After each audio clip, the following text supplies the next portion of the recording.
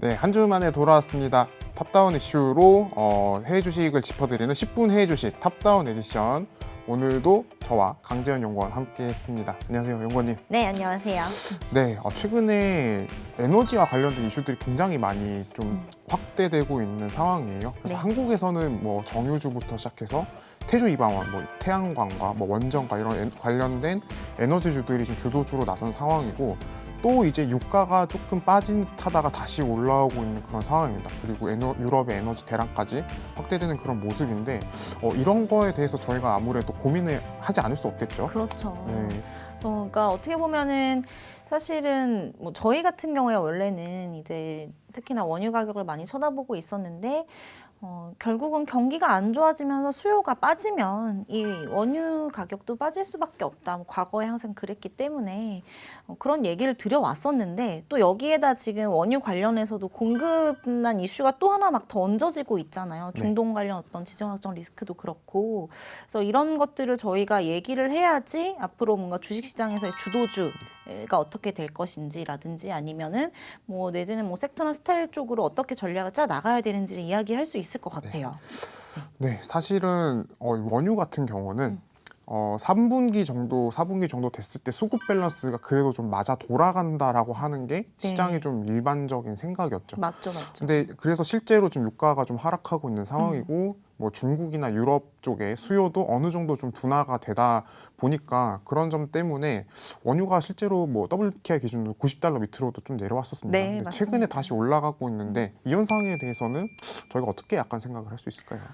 진짜 이제 정말 요 며칠 사이에 빠르게 튀어 올라간 느낌이었는데, 이게 이제 러시아뿐만 아니라 여기에다 이제 사우디가 내지는 뭐 이제 사우디 중심으로 해서 오펙이 이제 숟가락을 한 스푼 한 스푼 얹고 있는 거죠. 그러니까 사실 이제 사우디나 아니면 뭐 오펙 입장에서도 수요가 어차피 줄어들 거라고 보는 상황 속에서 이제 그쪽 지역 같은 경우에는 지금 높은 유가로 인해서 어쨌든 돈을 많이 벌었잖아요. 그래서 여기에서 그 이전에 계속해서 투자를 하려다가 미뤄왔던 많은 이제 프로젝트들을 다시 해야 되는데, 여기에서 만약에 수요가 안 좋아져서 유가가 빠져버리면 그게 또 불편해지는 그렇죠. 거인 네. 거죠. 그래서 지금이라도 얹어야겠다. 약간 이런 분위기로 흘러가고 있는 것 같습니다. 그래서 저도 이 이슈가 얹어지기 전까지는 약간 유가 좀 흐르는 게 맞지 않나 이렇게 생각을 했었는데, 이런 식으로 계속해서 어떤 유가 레벨을 좀 일정하게 유지하고 싶어 하는 그런 세력들이 있는 게 좀 문제인 것 같아요. 네.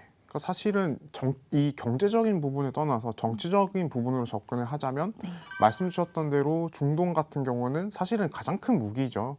러시아도 마찬가지고, 지금 돈 제일 잘 버는 요소들인데, 이게 유가가 미국의 의도대로 혹은 유럽의 의도대로 낮아진다라고 했을 때 사실 득이 될 건 없는 그렇죠. 상황이죠. 네. 근데 이제 이거에 반해서 당연히 이제 이쪽이 있으면 맞은편도 있으니까 미국의 입장에서는 그러면 사실은 그동안 환경을 생각해서 원유를 좀 증설하거나 이런 네. 시도가 없었지만 네. 하겠다라고 또 얘기를 하고 있는 상황이에요. 네. 그러면 결국에 어떻게 보면 수급 밸런스는 맞아 돌아갈 수 있지 않을까라는 상상도 들긴 하는데, 향후 이제 뭐 연말 정도로 갔을 때 네. 결국엔 유럽 에너지 위기나 이런 부분들은 또 굉장히 잔존할 것 같은데, 만약 유가가 잡히지 않는다면 지금부터 이제 경제 상황이나 이런 부분들은 어떻게 돌아가는 게 합리적일까요? 아무래도 뭐 유가가 잡히지 않는다고 하면, 저희가 이제 일전에 그 주식시장 반등했던 걸 저희가 봤었잖아요. 네. 사실 이제 유가 빠지면서 헤드라인 인플레이션 잡히네 이러면서 사실 주식시장이 뭐 성장주 위주로 엄청나게 튀었던 거라서, 만약에 유가가 잡히지 않는다고 하면 또다시 인플레이션들이 또 지표들이 또 올라갈 수도 있는 그렇죠. 거고, 또 생각보다 원래 그 유가의 모양에 따라서 인플레이션 서프라이즈 의 모습이 또 만들어지거든요. 네. 그래서 유가가 또 다시 높아지면 어떻게 보면 인플레가 생각보다 또 높게 나오는 그런 현상들이 나타날 수 있기 때문에, 이런 부분들은 아무래도 그 이전의 성장주 랠리의 모습이 나오기는 어렵게 만드는 그런 제약 요인이 될 수도 있겠죠. 네, 네, 뭐, 성장주 랠리는 사실은 유가가 오르는 상황이면 금리도 따라 올라가게 될 네, 거고요. 네, 네. 그러면 성장주가 조금 달리는 지금 최근의 환경은 조금 의아하다, 이 정도로 요약할 수 있을 것 같네요. 네.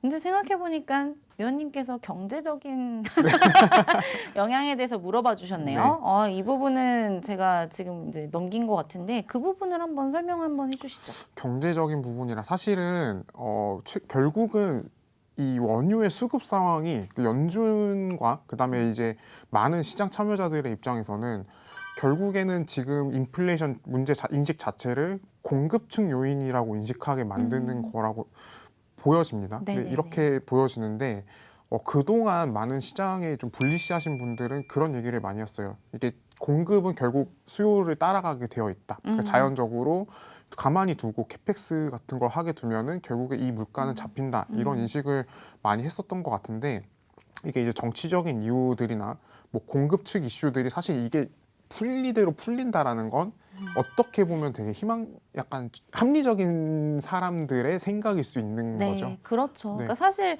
캐펙스 투자라는 건 되게 긴 시간 동안 많은 이루어지는 시간 거잖아요. 속에서. 근데 네. 이제 정치적으로 뭔가 지금 있는 거를 뭐 줄이거나 아니면 다시 늘리거나 하는 건 정말 그냥 짧은 시간 안에 의사결정을 통해서 그냥 하면 되는 거라서 네.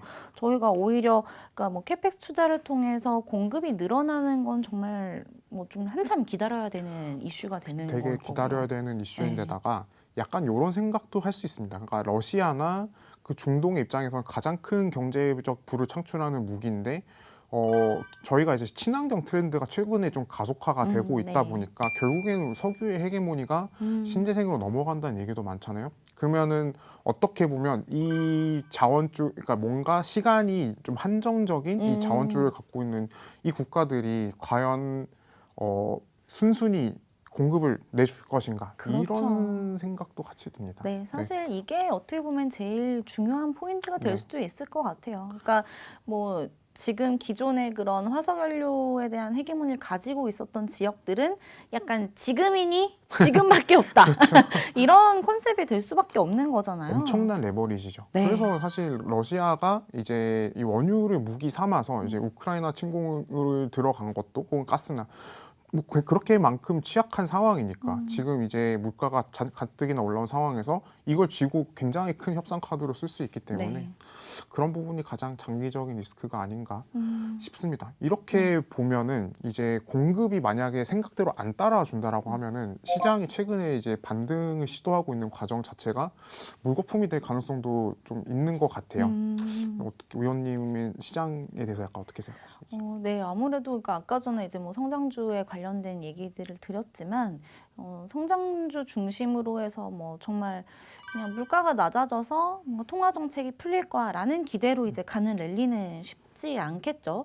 대신에 이제 반대로 뭔가 이런 에너지 가격이 계속해서 어떤 공고하게 위치해 있고 떨어지지 않는다고 하면 이쪽 섹터들한테는 오히려 기회 요인이 있을 수 있는 거잖아요. 네, 기회가 될 수 있을 것 같다는 생각이 많이 들고 네. 사실 이제 기존에 문제가 되고 있는 원유와 가스 업종뿐만이 아니라 이제 이거에 빈자리를 메꿔주는 그러니까 대체 에너지, 신재생 에너지와 관련된 섹터들도 최근에 굉장히 시세가 강하게 나고 있는데 사실은 이 원유와 관련된 수급 상황이 경제나 시장 자체를 굉장히 흔들고 있는 상황이기 때문에 이 상황에서 저희가 어쨌든 에너지가 모자르다는 건 당분간 변하지 않는 사실이긴 하거든요. 네. 그러면 그쪽 업종으로 뭔가 좁혀서 저희가 시장 대응을 해나가는 것도 괜찮지 않을까 하는 생각이 듭니다. 네, 확실히 이제 이전에도 저희가 김성원 의원님께서 그런 어떤 이익의 헤게모니가 있는 섹터들로 좀 압축하는 게 좋을 것 같다라고 얘기를 하셨는데 그쪽에 이제 에너지 섹터들이 위치해 있었고 태양광도 마찬가지고요. 그 다음에 그건 이제 미국의 경우였는데 또 제가 최근에 보니까 유럽 같은 경우에도 유틸리티나 아니면 에너지 업종의 어닝 모멘텀이 계속 엄청 세게 올라오더라고요. 유럽도 많이 올라오는 네, 거예요. 네, 네. 똑같은 모습들이 나타나는 게 결국에는 그냥 글로벌리 에너지의 파워가 그냥 주식시장에도 계속해서 정말 지대한 영향을 미칠 수밖에 없는 상황인 게 아닌가 싶습니다. 네. 딱 요 하나 그렇게 말씀하시니 한 가지 옛날 얘기를 좀 해보고 싶네요. 네, 좋습니다. 사실 그 1970년대 때 네. 이제 에너지와 관련된 문제가 10년 내내 이어졌었잖아요. 근데 이게 잘 안 되거든요. 그 당시에도 이제 정치적인 이슈 때문에 사실은 그 오펙에서 미국으로의 원유 수출을 금지했던 그런 전례가 오일 쇼크를 만들었었는데 이 이슈가 단기간에 해결이 안 된다라고 하면은 저희가 이제 약간 지금 이렇게 사실 불편한 이슈들이 많이 남아 있는 상황에서 빨리 이 수급이 안정화된다라는 합리적 기대를 갖다기보다는 약간 좀 길어질 가능성도 네. 계산기에 넣어둘 필요는 있는 것 같습니다. 맞죠, 맞죠. 네. 그러니까 오히려 빨리 해결될 거다라는 기대가 조금 더 희망회로 같은 느낌으로 좀 흘러가는 것 같아요. 어떻게 보면. 네. 그러니까 저희가 뭐 단순히 이제 뭐 유가가 그냥 수요가 안 좋아져서 빠져가지고 그래서 뭐 물가가 다 해결될 거다. 뭐 이런 이제 로직뿐만이 아니라 에너지 가격들이 계속해서 좀 높을 가능성도 있다라는 걸 염두에 둘 필요는 확실히 있는 것 같습니다. 네. 네. 오늘은 이 정도로 마무리할까요? 네, 그럴까요?